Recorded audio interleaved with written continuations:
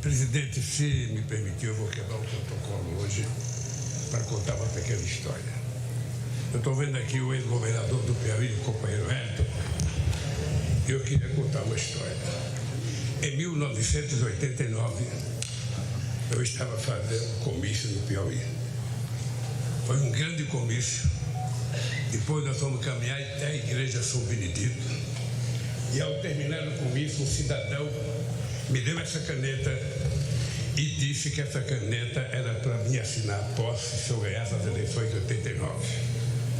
Eu não ganhei as eleições de 89, eu não ganhei em 94, eu não ganhei em 98. Em 2002 eu ganhei as eleições e quando eu cheguei aqui, eu tinha esquecido a minha caneta e assinei com a caneta do senador Ramstedt. Em 2006 eu assinei com a caneta aqui do Senado. Agora eu encontrei a caneta. E essa caneta aqui, o Wellington, é uma homenagem ao povo do estado do Piauí.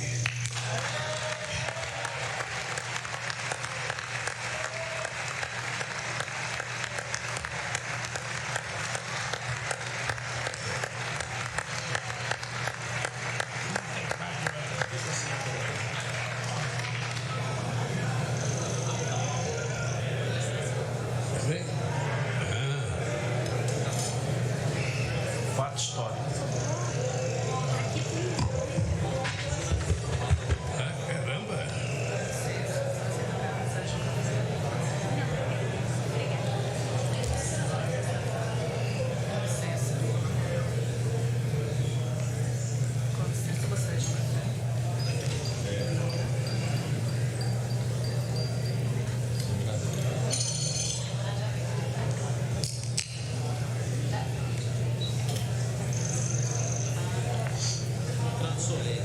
Rapaz, nunca queria ganhar isso.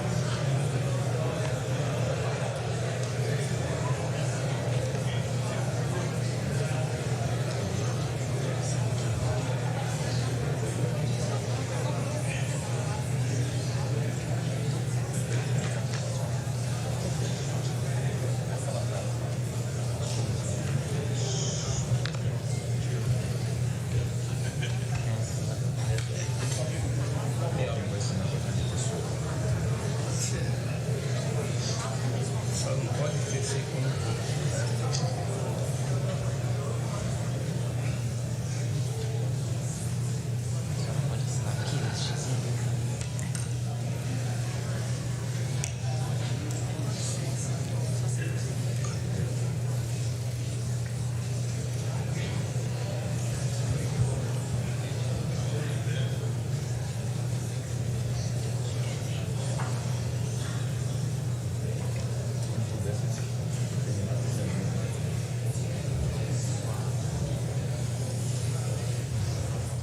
Aí nós estamos acompanhando a sessão solene de posse presidencial, essa mesa composta aí pelas maiores autoridades aí do Estado brasileiro, representando aí o poder legislativo e o poder executivo, presidente do Senado, Rodrigo Pacheco, acompanhado ali do presidente da Câmara dos Deputados, Arthur Lira, também do Procurador-Geral da República, Augusto Aras, da presidente do Supremo Tribunal Federal, Rosa Weber, e o primeiro secretário da mesa diretora da Câmara, Luciano Bivar, todos eles aí, portanto, assinando aí o documento de posse, a ata desta sessão solene, não é, Renata? E exatamente, inclusive o deputado Luciano Bivar, o primeiro secretário, né, da mesa do Congresso Nacional, fez a leitura do termo de posse, que logo após foi assinado, então, pelo presidente eleito e também pelo vice-presidente eleito, agora já empossados, né, Roberto? Oficialmente, presidente e vice-presidente. E vice-presidente do Brasil,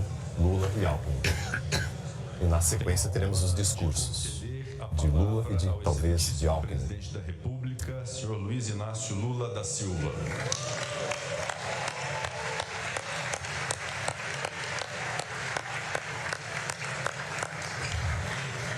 Excelentíssimo senhor presidente do Congresso Nacional, senador Rodrigo Pacheco, excelentíssimo senhor presidente da Câmara dos Deputados, deputado Arthur Lira, excelentíssima senhora presidenta do Supremo Tribunal Federal, ministra Rosa Weber, meu querido companheiro vice-presidente da República, Geraldo Alckmin, senhoras e senhores chefes de estados e de governo que nos prestigiam, senhor primeiro secretário da mesa da Câmara dos Deputados, deputado Luciano Bivar, senhor procurador-geral da República, Augusto Aras,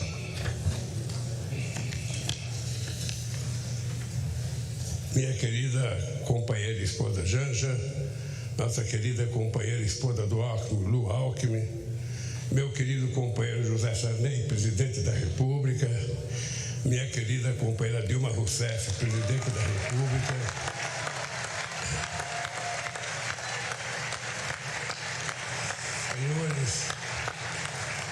senhores parlamentares, senhoras e senhores chefes de delegação estrangeira, meus amigos e minhas amigas. Pela terceira vez, compareço a este Congresso Nacional para agradecer ao povo brasileiro o voto de confiança que recebemos. Renovo o juramento de fidelidade à Constituição da República, junto com o vice-presidente Geraldo Alckmin e os ministros que conosco vão trabalhar. Se estamos aqui hoje, é graças à consciência política da sociedade brasileira e à frente democrática que formamos ao longo desta histórica campanha eleitoral. Foi a democracia a grande vitoriosa nesta eleição, superando a maior mobilização de recursos públicos e privados que já se viu, as mais violentas ameaças à liberdade do povo, a mais abjeta campanha de mentiras e de ódio tramada para manipular e constranger o eleitorado brasileiro. Nunca os recursos do Estado foram tão desvirtuados em proveito de um projeto autoritário de poder. Nunca a máquina pública foi tão desencaminhada dos controles republicanos. Nunca os eleitores foram tão constrangidos pelo poder econômico e por mentiras disseminadas em escala industrial. Apesar de tudo, a decisão das urnas prevaleceu, graças a um sistema eleitoral internacionalmente reconhecido por sua eficácia na captação e apuração dos votos. Foi fundamental a atitude corajosa do Poder Judiciário, especialmente do Tribunal Superior Eleitoral,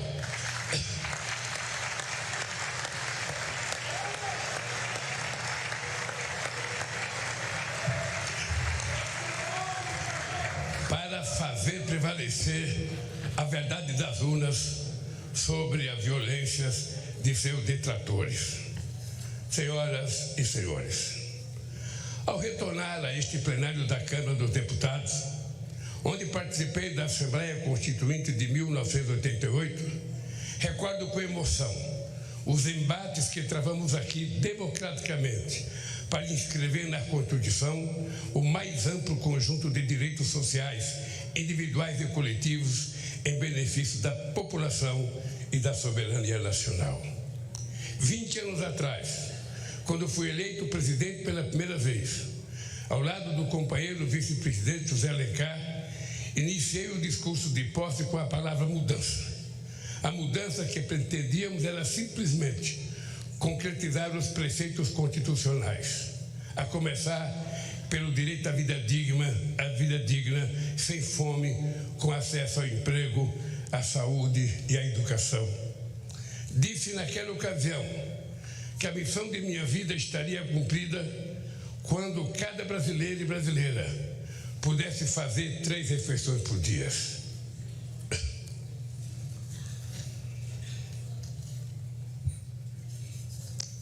Ter de repetir este compromisso no dia de hoje diante do avanço da miséria e do regresso da fome, que havíamos superado, é o mais grave sintoma da devastação que se impôs ao país nos anos recentes. Hoje, nossa mensagem ao Brasil é de esperança e reconstrução. O grande edifício de direitos, de soberania e de desenvolvimento que essa nação levantou a partir de 1988 vinha sendo sistematicamente demolido nos anos recentes. É para reerguer este edifício de direitos e valores nacionais que vamos dirigir todos os nossos esforços. Queridos amigos e amigas, em 2002, dizíamos que a esperança tinha vencido o medo, no sentido de superar os temores diante da inédita eleição de um representante da classe trabalhadora para presidir os destinos do país. Em 8 anos de governo, deixamos claro que os temores eram infundados. Do contrário, não estaríamos aqui novamente. Ficou demonstrado que um representante da classe trabalhadora podia sim dialogar com a sociedade para promover o crescimento econômico de forma sustentável em benefício de todos, especialmente dos mais necessitados. Ficou demonstrado que era possível sim governar este país com a mais ampla participação social, incluindo os trabalhadores e os mais pobres no orçamento e nas decisões do governo.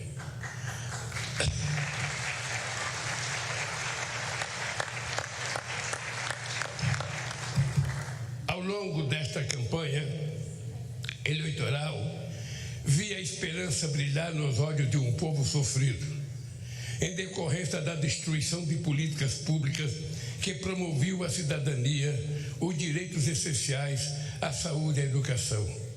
Vi o sonho de uma pátria generosa que ofereça oportunidade a seus filhos e filhas em que a solidariedade ativa seja mais forte que o individualismo cego. O diagnóstico que recebemos do governo de transição de governo é estarrecedor. Esvaziar os recursos da saúde, desmontar a educação, a cultura, a ciência e tecnologia, destruir a proteção do meio ambiente, não deixar o recurso para a merenda escolar, a vacinação, a segurança pública, a proteção às florestas e a assistência social.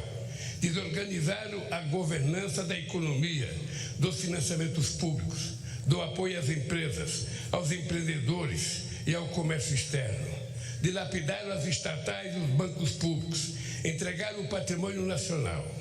Os recursos do país foram rapinados para saciar a estupidez dos rentistas de acionistas privados nas empresas públicas. É sobre estas terríveis ruínas que assumo o compromisso de, junto com o povo brasileiro, reconstruir o país e fazer novamente um Brasil de todos e para todos. Eu queria dizer aos deputados e senadores que o resultado da nossa transição, que foi coordenada pelo companheiro Alckmin, será enviada a cada deputado, a cada senador, a cada ministro da Suprema Corte, a cada ministro do Tribunal Superior Eleitoral, a cada ministro do Poder Judiciário, a cada universidade, a cada central sindical, para que as pessoas saibam como é que nós encontramos esse país e cada um faça a sua avaliação. Senhoras e senhores,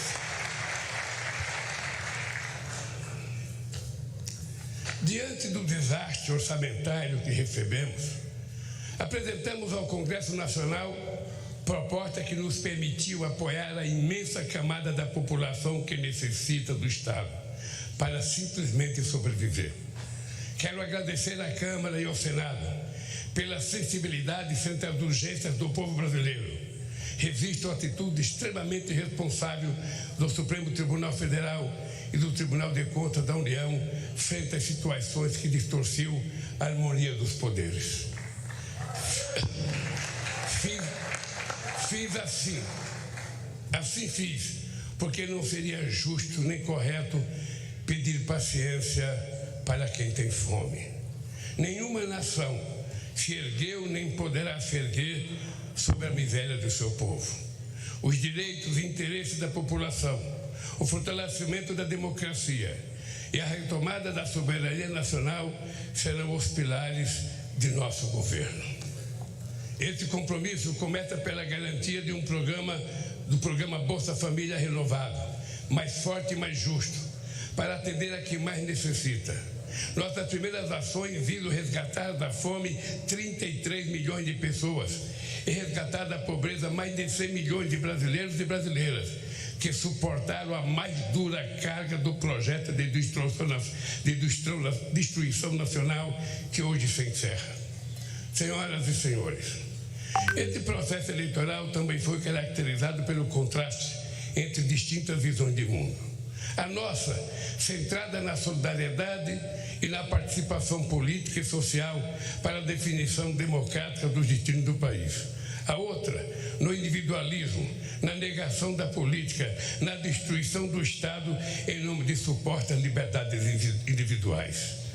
A liberdade que sempre defendemos é a de viver com dignidade, com pleno direito de expressão e manifestação e, sobretudo, de organização. A liberdade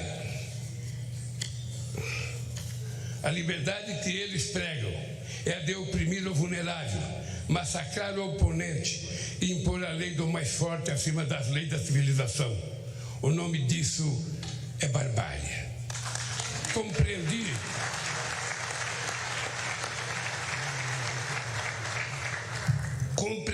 desde o início da jornada que deveria ser candidato por uma frente mais ampla do que o campo político em que me formei, mantendo um firme compromisso com minhas origens. Esta frente se consolidou para impedir o retorno do autoritarismo no país. A partir de hoje, a lei de acesso à informação voltará a ser cumprida. O portal da transparência voltará a cumprir seu papel. Os controles republicanos voltarão a ser exercidos para defender o interesse público. Não carregamos nenhum ânimo de revanche contra os que tentaram subjugar a nação a seus desígnios pessoais e ideológicos, mas vamos garantir o primado da lei. Quem errou responderá por seus erros com direito à ampla defesa dentro do devido processo legal. O mandato que recebemos à frente a adversários inspirados no fascismo será defendido com os poderes que a Constituição confere à democracia. Ao ódio responderemos com amor, à mentira com a verdade, ao terror e à violência responderemos com as leis e suas mais duras consequências. Sob os ventos da redemocratização dizíamos: ditadura nunca mais. Hoje, depois do terrível desafio que superamos, devemos dizer: democracia para sempre.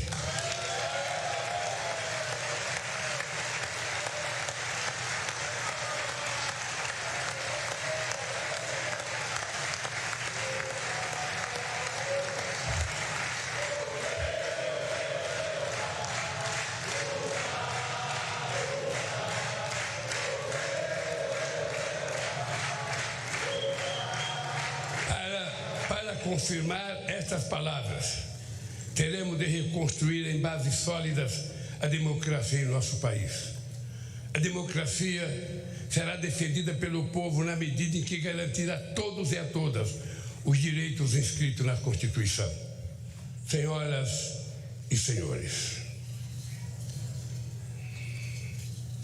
hoje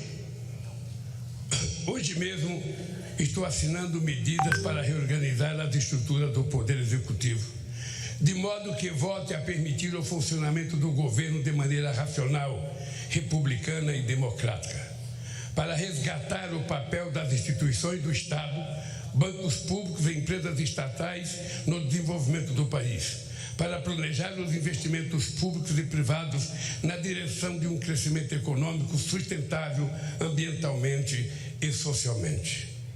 Em diálogo com os 27 governadores, vamos definir prioridades para retomar obras irresponsavelmente paralisadas, que são mais de 14 mil no país. Vamos retomar o Minha Casa Minha Vida e estruturar um novo PAC para gerar empregos na velocidade que o Brasil quer e necessita. Buscaremos financiamento e cooperação nacional e internacional para o investimento, para dinamizar e expandir o mercado interno de consumo, desenvolver o comércio, exportações, serviços, agricultura e indústria. Os bancos públicos, especialmente o BNDES, e as empresas indutoras do crescimento e inovação, como a Petrobras, terão um papel fundamental nesse novo ciclo. Ao mesmo tempo, vamos impulsionar as pequenas e médias empresas, potencialmente as maiores geradoras de emprego e renda, o empreendedorismo, o cooperativismo e a economia criativa. A roda da economia vai voltar a girar e o consumo popular terá papel central nesse processo. Vamos retomar a política de valorização permanente do salário mínimo e estejam certos de que vamos acabar mais uma vez com a vergonhosa fila do INSS, outra injustiça restabelecida nesses tempos de destruição.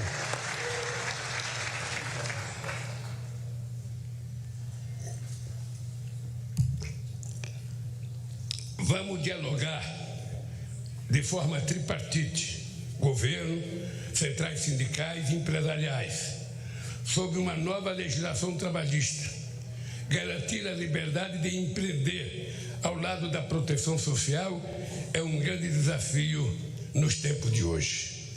Senhoras e senhores, o Brasil é grande demais para renunciar ao seu potencial produtivo.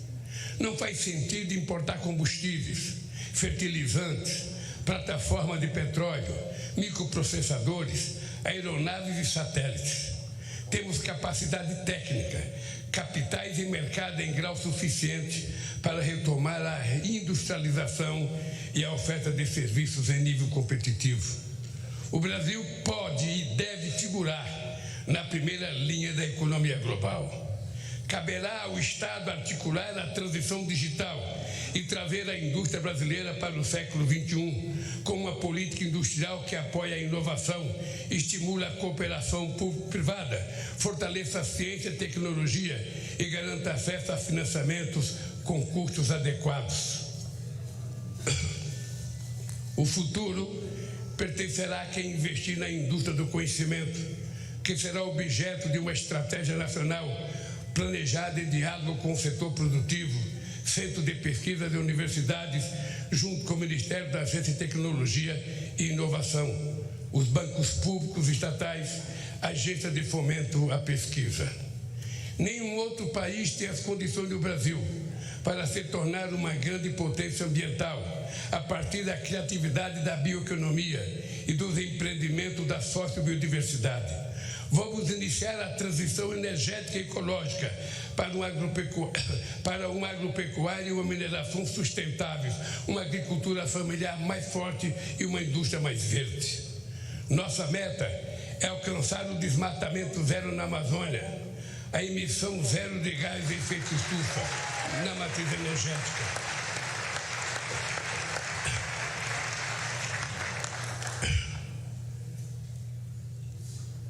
Além de estimular o reaproveitamento de pastagens degradadas, o Brasil não precisa desmatar para manter e ampliar sua estratégica fronteira agrícola.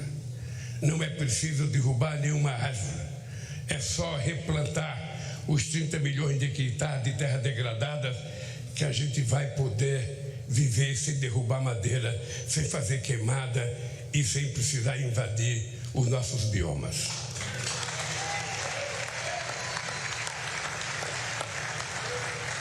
Incentivaremos sim a prosperidade na terra, liberdade e oportunidade de criar, plantar e colher continuará sendo nosso objetivo.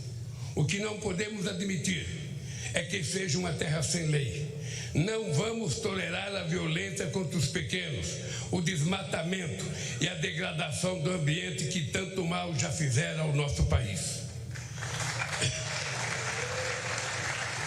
Esta é uma das razões, não a única, da criação do Ministério dos Povos Indígenas, Ninguém conhece melhor nossas florestas, nem é mais eficaz de defendê-la do que o que estava aqui desde tempos imemoriais.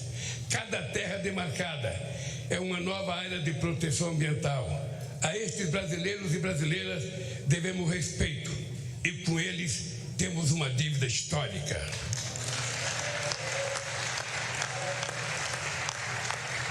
Vamos revogar todas as injustiças cometidas contra os povos indígenas. Queridos amigos e amigas, uma nação não se mede apenas pelas estatísticas, por mais impressionante que sejam. Assim como o ser humano, uma nação se expressa verdadeiramente pela alma de seu povo. A alma do Brasil reside na diversidade inigualável da nossa gente e das nossas manifestações culturais. Estamos refundando o Ministério da Cultura, com a ambição de retornar mais intensamente às políticas de incentivo e de acesso aos bens culturais interrompida pelo obscurantismo nos últimos anos. Uma política cultural democrática não pode temer a crítica nem eleger favoritos. Que brotem todas as flores e sejam colhidas todos os frutos da nossa criatividade, que todos possam dela usufruir sem censura e sem discriminação.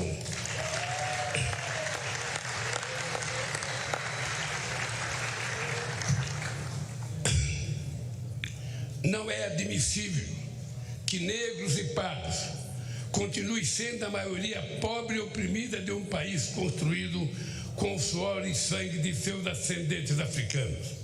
Criamos o Ministério da Promoção da Igualdade Racial para ampliar a política de cotas nas universidades e no serviço público, além de retomar as políticas voltadas para o povo negro e pardo na saúde, educação e cultura.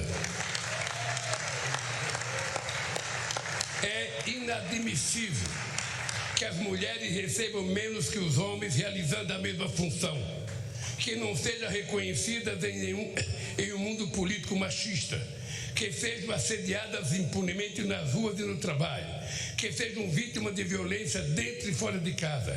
Estamos refundando também o Ministério das Mulheres para demolir esse castelo secular de desigualdade e preconceito.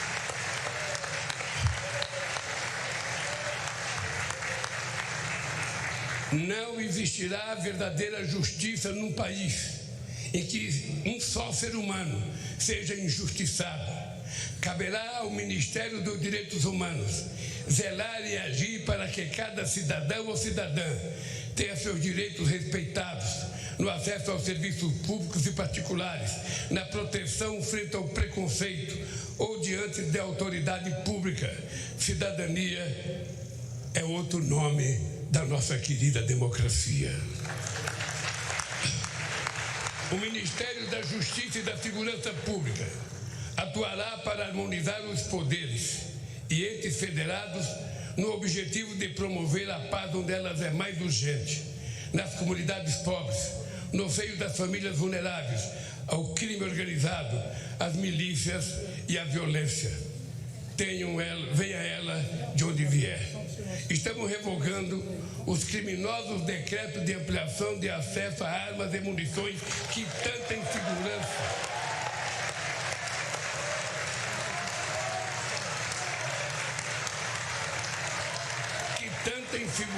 e tanto mal causaram às famílias brasileiras.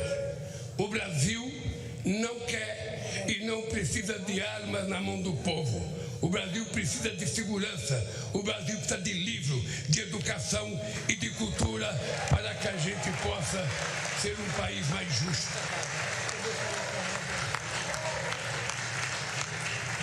Sob a proteção de Deus, inauguro este mandato reafirmando que no Brasil a fé pode estar presente em todas as moradas, nos diversos templos, igrejas e cultos. Neste país, todos poderão exercer livremente sua religiosidade. Senhoras e senhores, o período que se encerra foi marcado por uma das maiores tragédias da história, a pandemia de Covid-19. Em nenhum outro país a quantidade de vítimas fatais foi tão alta proporcionalmente à população quanto no Brasil. Um dos países mais preparados para enfrentar as emergências sanitárias, graças à competência do nosso Sistema Único de Saúde e da competência de vacinação do nosso povo.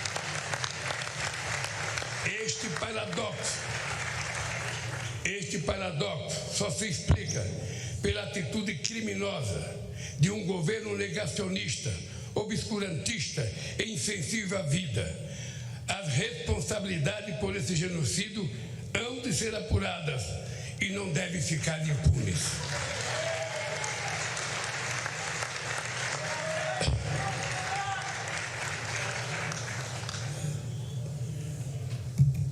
O que nos cabe no momento é prestar solidariedade aos familiares, pais, órfãos, irmãos e irmãs de quase 700 mil vítimas da pandemia.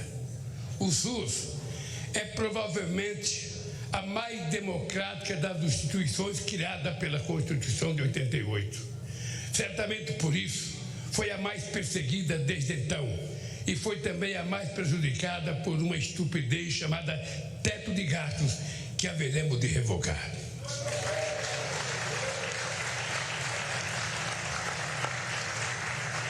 Vamos recompor os orçamentos da saúde para garantir a assistência básica, a farmácia popular, promover o acesso à medicina especializada. Vamos recompor os orçamentos da educação, investir em mais universidades, no ensino técnico, na universalização do acesso à internet, na ampliação das creches e no ensino público em tempo integral. Este é o investimento que verdadeiramente levará ao desenvolvimento do país. O modelo que propomos, aprovado nas urnas, exige sim compromisso com a responsabilidade, a credibilidade e a previsibilidade. E disso não vamos abrir mão. Foi com realismo orçamentário, fiscal e monetário, buscando a estabilidade, controlando a inflação e respeitando contratos que governamos este país. Não podemos fazer diferente. Temos sim a obrigação de fazer melhor do que fizemos. Senhoras e senhores, os olhos do mundo estiveram voltados para o Brasil nestas eleições. O mundo espera que o Brasil volte a ser um líder no enfrentamento à crise climática e um exemplo de país social e ambientalmente responsável, capaz de promover o crescimento econômico com distribuição de renda, combater a fome e a pobreza dentro do processo democrático.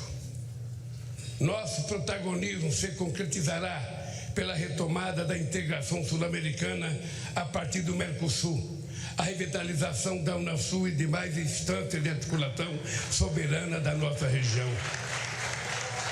Sobre esta base, poderemos reconstruir o diálogo ativo e altivo com os Estados Unidos, a comunidade europeia, a China, os países do Oriente e outros atores globais, fortalecendo os BRICS e a cooperação com os países da África e rompendo o isolamento a que o país foi submetido nesses últimos tempos. O Brasil tem de ser dono de si mesmo, dono do seu destino. Tem de voltar a ser um país soberano. Somos responsáveis pela maior parte da Amazônia e por vastos biomas, grandes aquíferos, jazidas de minérios, petróleo e fontes de energia limpa. Com soberania e responsabilidade, seremos respeitados para compartilhar essa grandeza com a humanidade, solidariamente, jamais com subordinação. A relevância da eleição no Brasil refere-se, por fim, às ameaças que o modelo democrático vem enfrentando ao redor do planeta. Articula-se uma onda de extremismo autoritário que dissemina o ódio e a mentira por meios tecnológicos que não se submete a controles transparentes. Defendemos a plena liberdade de expressão, ciente de que é urgente criarmos instâncias democráticas de acesso à informação confiável e de responsabilização dos meios pelos quais o veneno do ódio e da mentira são inoculados. Este é um desafio civilizatório, da mesma forma que a superação das guerras, da crise climática e da fome e da desigualdade no planeta. Reafirmo para o Brasil e para o mundo a convicção de que a política, em seus mais elevados sentidos, e apesar de todas as suas limitações, é o melhor caminho para o diálogo entre os interesses divergentes para a construção pacífica de consenso. Negar a política e desvalorizá-la e criminalizá-la é o caminho da barbárie e das tiranias. Minha